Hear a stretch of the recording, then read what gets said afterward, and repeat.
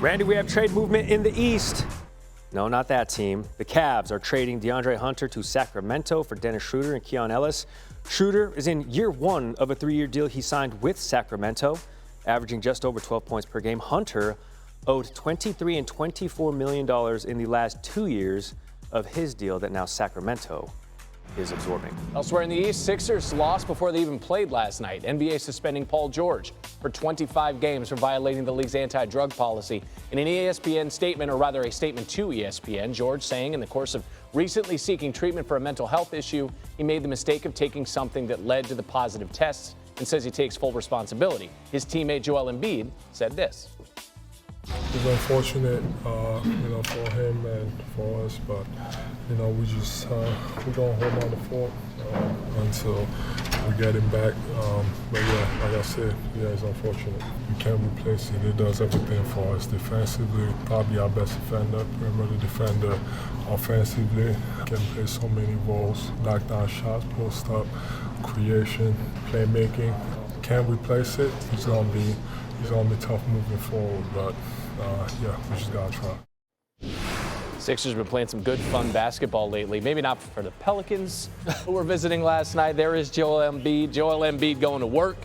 Fourth quarter. Sixers only up by 2, but Embiid got that through the double team, averaging 29.7 points per game in 14 January games. He only had 14 games all season heading into January, but he did turn that over, and Jose Alvarado pull up 3, 10 points for Alvarado. He had 3 triples. Pelicans have their first lead since the second quarter, but Embiid's going to calm things down. Joel M3. Gary, you call him that. It works. Sometimes. No, it works, man. Yeah. And then Tyrese Maxey. Step back. He only had 18 points, but the Sixers shot 47% from 3. Here's why Maxey only had 18, because Embiid did all of the scoring. Come on. You heard MVP chants. He had 40 points. His most since he dropped 70 in 2024 against the Spurs. VJ Edgecombe. Young Buck, triple, yes. Dagger 3, he had 15 points. Sixers had lost 4 straight against the Pels, but we speak of that skid in the past tense. This is an active losing streak. Memphis, 5 straight losses. And who is playing against the Timberwolves for these Memphis Grizzlies? I'll tell you, it's not Ja Morant. He, along with 6 other members of the Grizzlies. J.A.W. Morant. Who makes that coat? Anthony Edwards in isolation, and he was feeling it. The Louis Vuitton Don? Look at Ant-Man.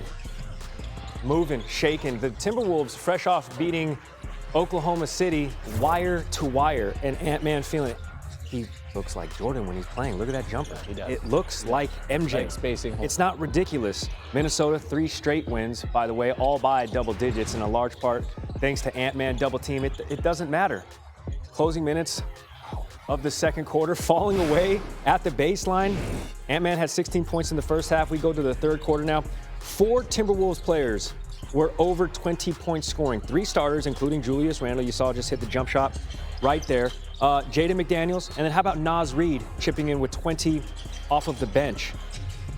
Minnesota about to make it 4 straight wins, all by double digits. The body control for Ant-Man, count it. He had 33. Timberwolves get another win, 131-114. I feel like the more we play means together, we want to get more comfortable. And I just love the guys. I think the guys have grown a lot.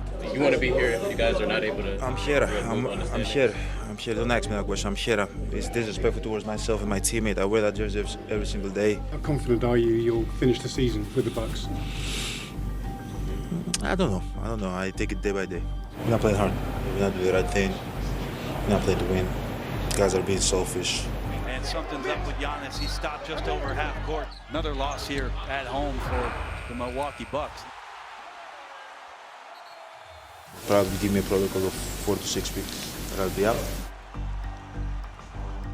That's how we got here with Giannis Antetokounmpo. Monica McNutt is talking to us once again, twice in 3 days. What a treat. You said she doesn't like us. I don't know. McNutt, you can bet a ton of teams are talking to Milwaukee about landing Giannis. Of the teams that we hear, Warriors, Heat, Knicks, and Wolves, which would be the least ideal spot for him?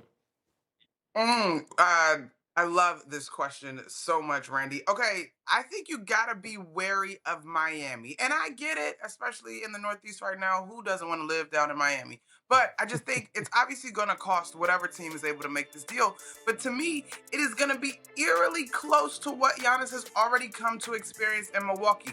Bam Adebayo deserves a ton of credit. He's a multi-time All-Star. He's a very versatile player. But I don't know that his game as a current centerpiece in Miami and Giannis Antetokounmpo's work well together in terms of the spacing that you would want to have, the shooting that would probably be involved in the trade if you're Miami. So to me, the Heat is the one that I'm wary about. It probably would take the longest to really put a team around Giannis that doesn't mirror what he's kind of experienced the last few years in Milwaukee. Yeah, you want your 2 through 12 to be an improvement over what we see in Milwaukee right now, who visits Boston today without Giannis. Remains out with the calf. That's at 3:30 Eastern on ESPN. Celtics, Monica, they have the second best offensive efficiency in the league without Jason Tatum. How are they doing this?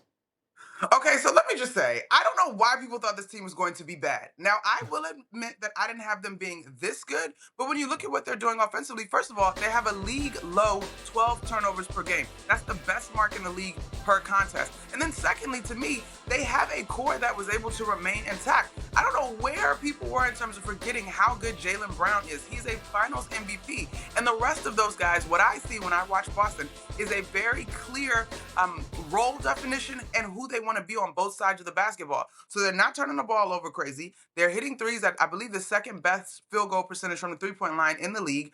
And they are just very comfortable in who they are and what each individual assignment is. So to me, they're playing very clear basketball, and they play very hard under Joe Mazzulla and led by an MVP caliber season by Jaylen Brown. A 3 seed in the East. They're just a whisper outside of the 2 seed. That is Monica McNutt with us 2 times in 3 days. Oh, hey, let's make Look it 3 at and that. 4. Thank you. How about 3 and 4? I'm on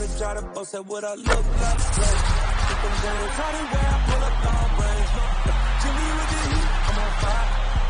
It's NBA,